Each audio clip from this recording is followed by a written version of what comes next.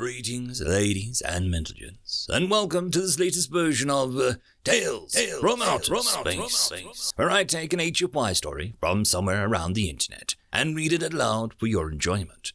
All the relevant links are down below. Like, subscribe, and all that YouTube comf to help this video and channel grow. Anyways, as always, I hope that you enjoy. I would just like to thank the following Tier 5 patrons and channel members for supporting the channel: FallenAngel, BuzzKillington, Datamagnet, and Bob the Dragon. Thank you again, and now on to the story.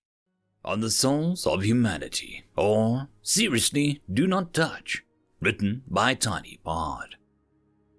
Inside an interrogation chamber, deep within one of the great war machines of the Zeth fleet, a single human sat tied to a chair. He was bare-chested, and the interrogator could see the scars that lined every inch of his body. These faint white lines were crossed and covered by more recent wounds, cuts, bruises, and burns inflicted by the interrogator's own hand. The interrogator had long since sacrificed his own name to the Zith god of torture and war. In return, he had been granted insight into the minds of those around him, so long as he inflicted pain enough upon them. The human was now ready, his mind and soul open to the interrogator. The interrogator's superiors wished to know what gifts the pantheon of humanity granted its soldiers, what rights were demanded of them, and how to counteract them.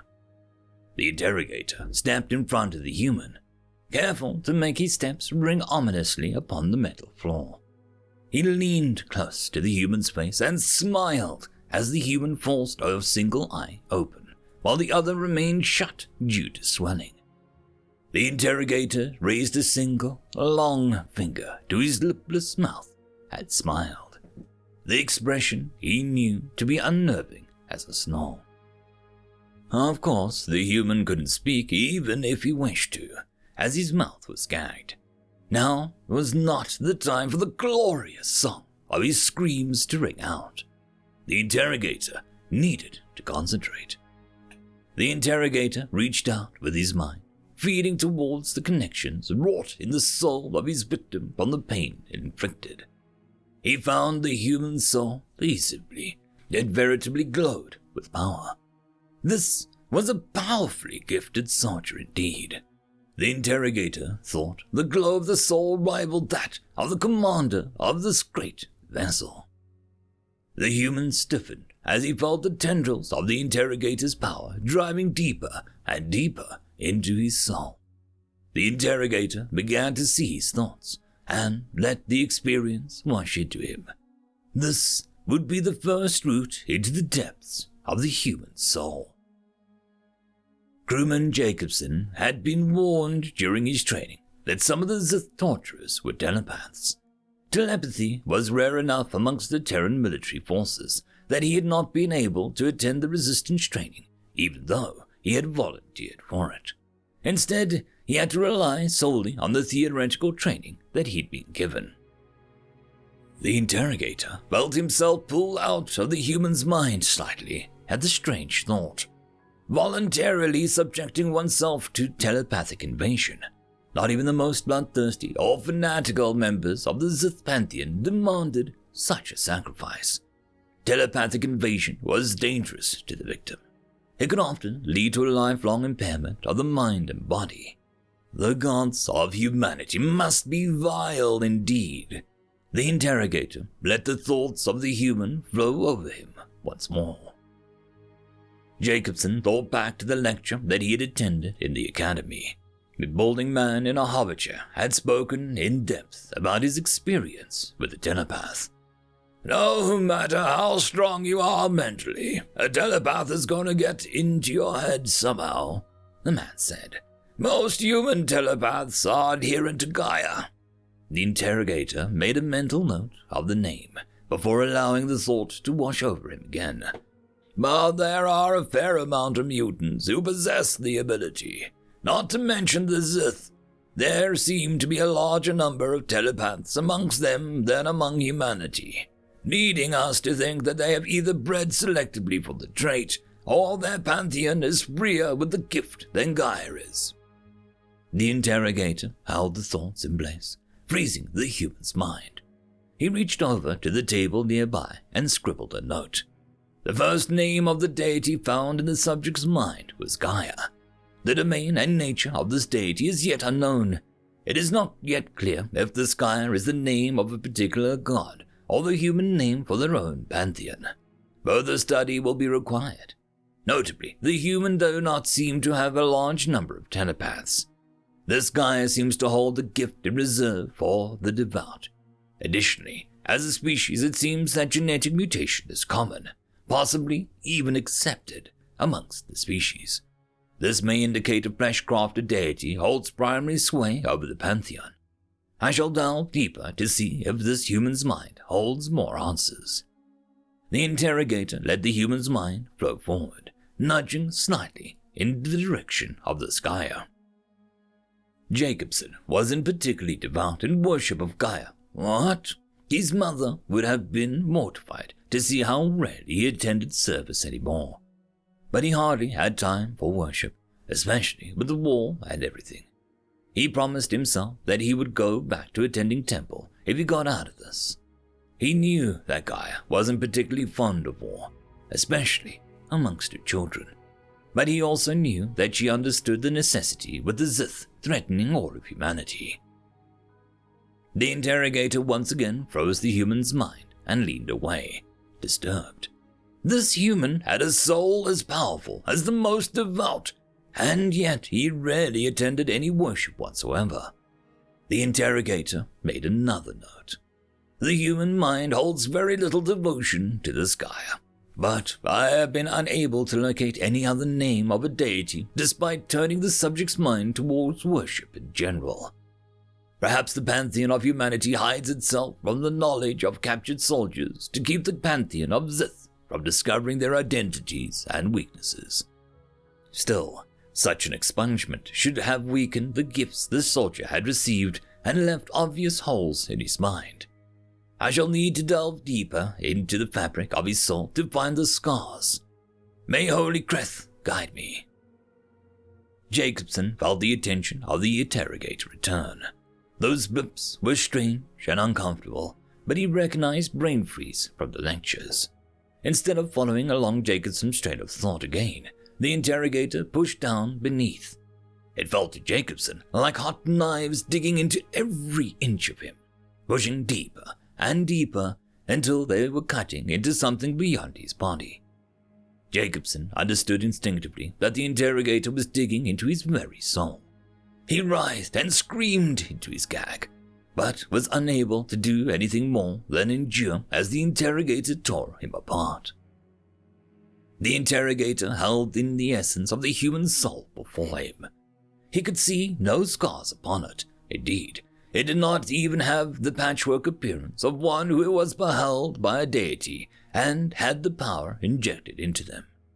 The interrogator's own soul had a great scar running down the center, bisecting him where his name had been held. The interrogator turned the human soul over before him, disbelieving. No one could have a soul so bright and powerful without being rebuilt by a deity.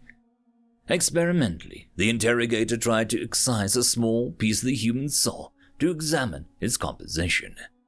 He reached out to cut the soul, but found it resisted far more than he would have expected. He pressed harder, attempting to tear a chunk of the soul off, but found the soul entirely immutable. The interrogator could examine it, even peer into it, but he could not alter it, no matter how hard he pressed. The interrogator was baffled. Not even the strongest of soul would have completely rebuffed his greatest efforts. Frustrated, the interrogator peered as deeply as he could into this inexplicable soul. There was something there, something he had not seen before, some seed of power. The interrogator found himself standing in a small clearing in a dense forest. Yellow sunlight fell around him. Some avian creatures sang in the distance. The interrogator saw a human female standing in the middle of the clearing. She was perhaps a head shorter than the human the interrogator had just been examining, with golden hair that fell to the middle of her back. The interrogator stepped forward cautiously. This experience was reminiscent when the interrogator had sacrificed his name to Greth, but knows that deity would take the form of a human. As the interrogator got closer to this mysterious human, he could see eternity in her eyes, and he knew this was no mortal. This was a member of the human pantheon. Somehow, the human was linked directly to the very essence of the human's deity. The interrogator tried to take a step back, but found himself bound by vines that had wrapped around his limbs. The deity stepped forward towards the interrogator, a look of deep sorrow on her face. "I am Gaia." The interrogator felt the raw power in the name as she spoke it. "You are a child of Kreth, of the Zith pantheon," she continued, walking slowly around him. "Your pantheon has declared me and my children anathema, and now seeks our utter destruction." The interrogator could not even move to speak, but he felt her see the confirmation in his mind. The interrogator had been present when the High Prophet had received the vision from the entire pantheon, igniting the holy war against the humans. Gaia stepped up in front of the interrogator, fixing him in her eternal gaze. "I despise war," she said, sadly. "I am the mother. I represent life. That is my domain." The interrogator could see the history of the humans in her eyes as she spoke. "I've been the lone member of the human pantheon since they discovered the ability to travel faster than light. I was the first, and I am the last. Before they even left my cradle, my children had perfected the art of war. They invented and turned terrible weapons on themselves.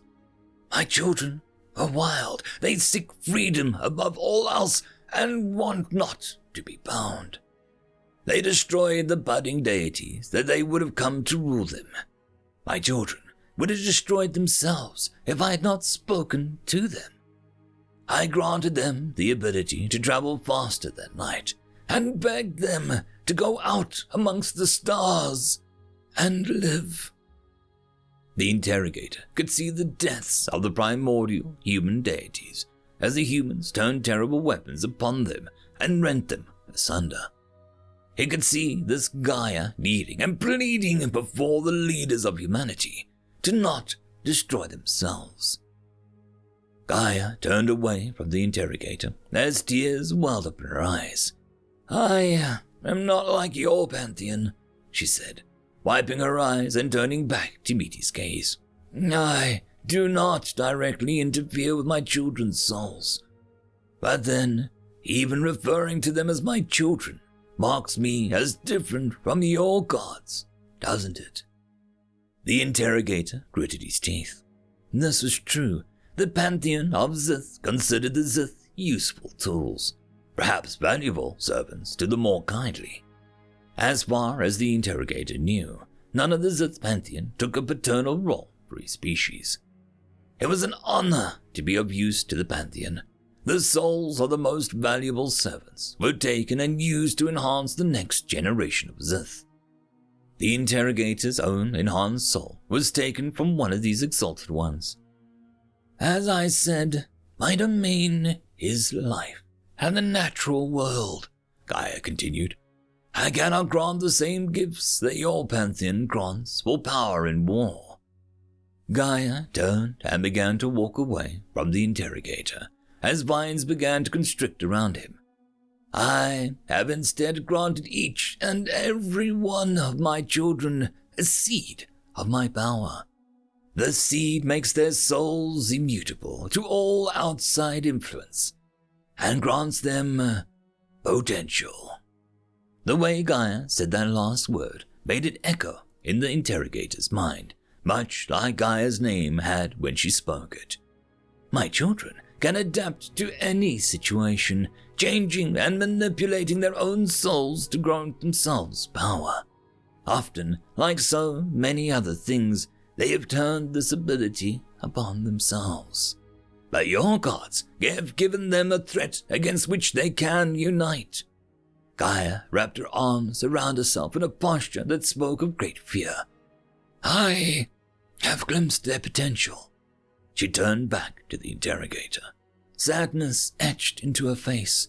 I knew this potential when I first granted them this gift. And now you have unleashed it upon yourselves. The vines grew tighter, now tearing into his soul, ripping him open, pulling pieces of it off. Take comfort, Gaia said, as darkness overtook Juga, the interrogator. Your species will not be utterly destroyed, but your pantheon will not survive the wrath of my children. End of story. And that, my friends, concludes this video. I hope that you enjoyed, and if you do, please consider supporting the author, even by popping over and leaving a thumbs up or a nice comment, just to show your appreciation for the story. However, if you wish to support this channel, there are links down below which will help immensely. I will see you all in the next one, and until then, I hope that you have a fantastic day. Cheers.